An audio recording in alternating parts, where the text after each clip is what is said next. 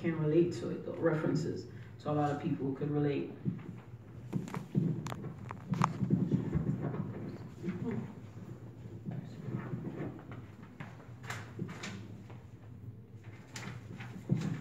My next question is, what inspired you to write this book?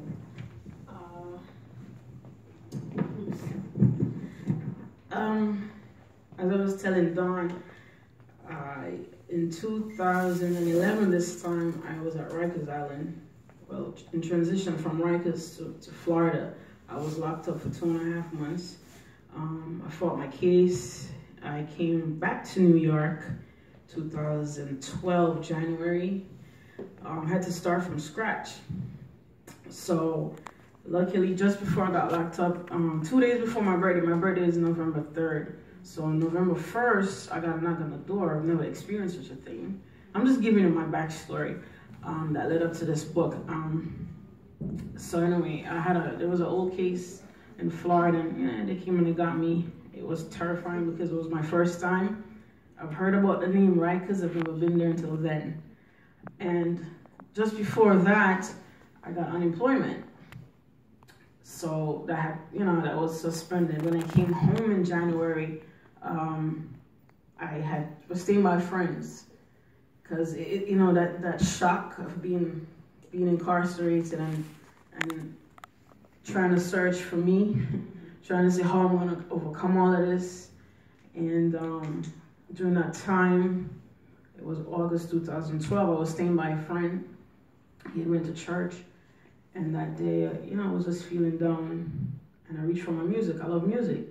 So I was listening to all my hip-hop albums, my 50 Cents, my Juvenile and stuff like that. Hey. So I was listening to all my albums, and just, of course, Biggie's last album before he died.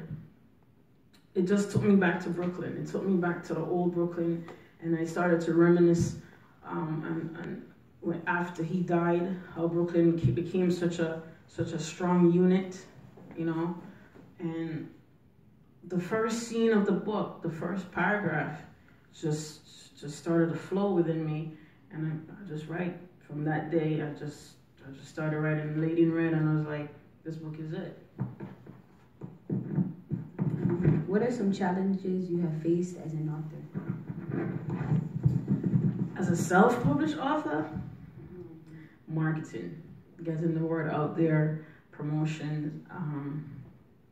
It used to eat me up alive, but now I just have patience and try my best to be consistent.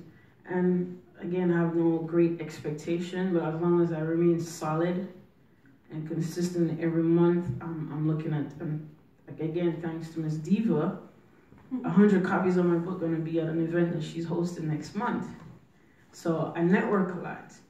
Networking. So although there's challenges, I try to find as much solution as possible. How did you feel after writing this book? I felt good. I was like, finally.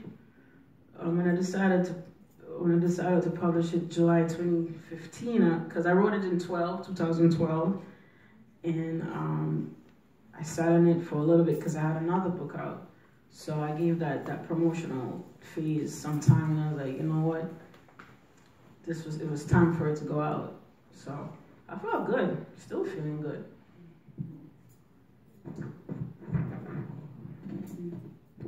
How do you feel like you have grown? Like, what impact did this book have on your life?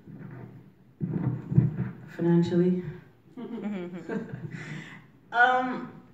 The impact for me is the fact that I'm able to have another platform in terms of music.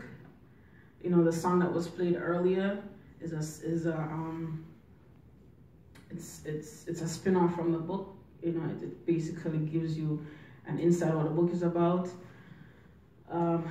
That's one benefit. I have 2 songs actually. There's a Bronx rapper, Hattie Racks.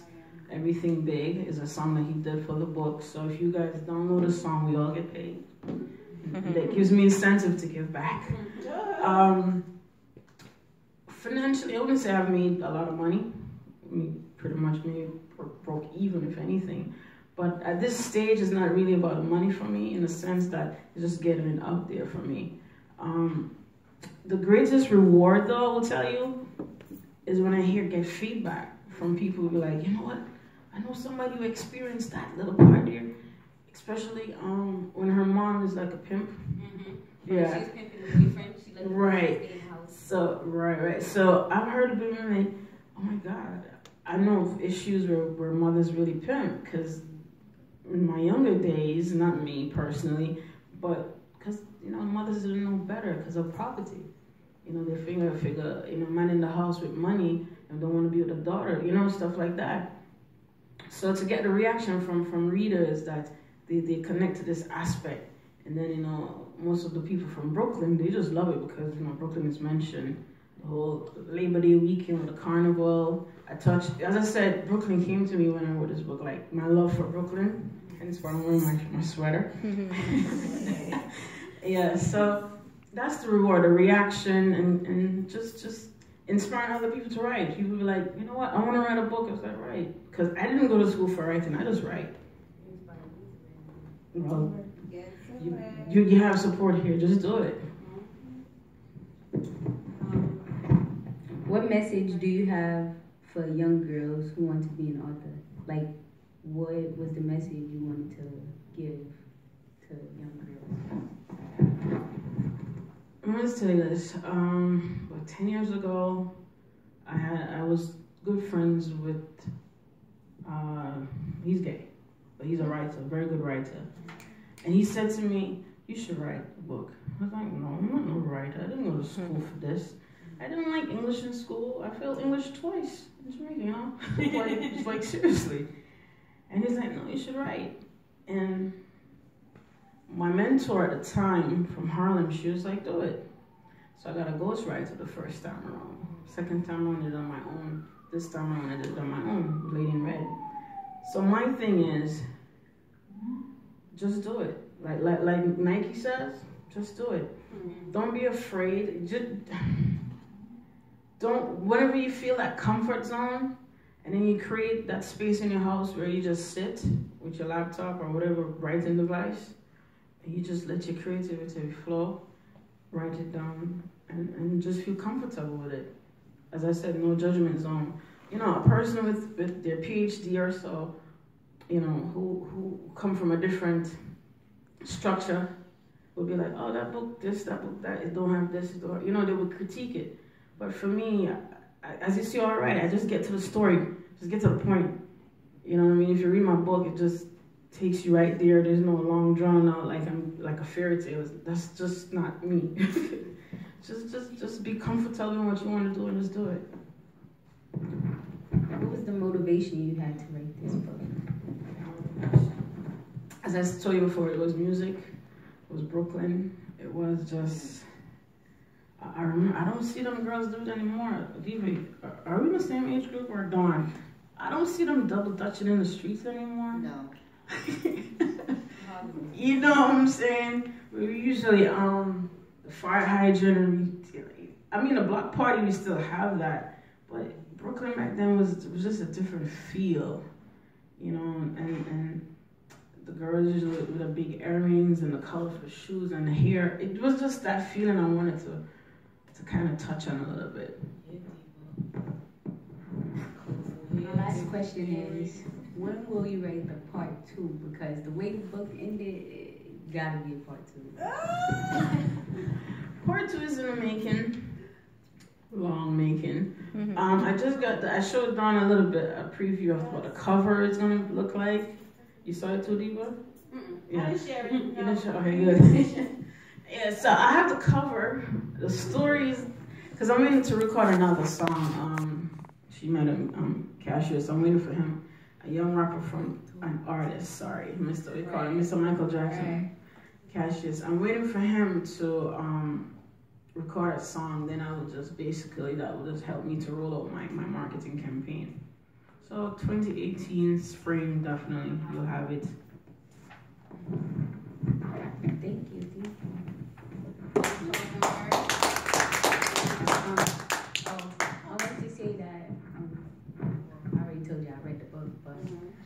it was a good book, and I feel like I'm glad you put it out there, and I feel like a lot of young girls should read it because a lot of girls like around my age group, they don't really know what love is.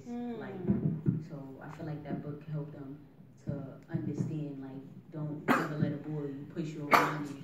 Keep telling you he loves you just to act like he did. Well, I think I need to read that book. Listen. Yeah, I feel like it's a good book and it sends out a good message to younger girls. Thank you. And just want to encourage you ladies that I want you to appreciate what you have with each other here. This is love right here. Love. You know. Keisha Cowboy. No, I mean it's and whatever you aspire to be, you're inspired to do. Just know you can't get it done. It may take some time. As I said, the race is not for the fast and the swift, but for those who could endure. And I had to learn to endure. And I'm still in the race, you know what I mean? And, you know, there's a lot of encouragement that I've gotten over the years that it came here and it went through here, the other ear, to be honest with you. But there are times when I sit back and these words will come to me, you know, and I'm like, oh, that's what they meant. All right. And remember, it's not about the hype. Don't believe in no hype. Just appreciate every little thing, every support. Your support system is going to take you further. And Girl Vow, I mean, Dawn, I definitely have to do more for you. I'm not going to lie. Try my best. Yeah.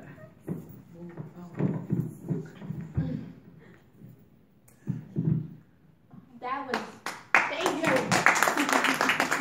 Do ladies have any questions? Just, Darren.